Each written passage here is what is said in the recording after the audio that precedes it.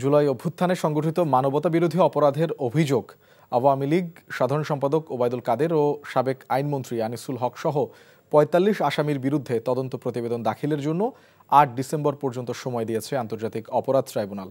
সকালে গ্রেফতার থাকা ১৬ সাবেক মন্ত্রী, এমপি, উপদেষ্টা, বিচারপতি ও আমলাকে ট্রাইব্যুনালে হাজির করা হয়। পরে খাস কামরায় বসে ট্রাইব্যুনাল এই আদেশ দেন। এদিকে চতুর্থ দিনের মতো শেখ হাসিনা সহ ৩ জনের বিরুদ্ধে জুলাই আগস্ট হত্যা মামলার যুক্তিতর্ক উপস্থাপন করছেন চিফ প্রসিকিউটর তাজুল ইসলাম।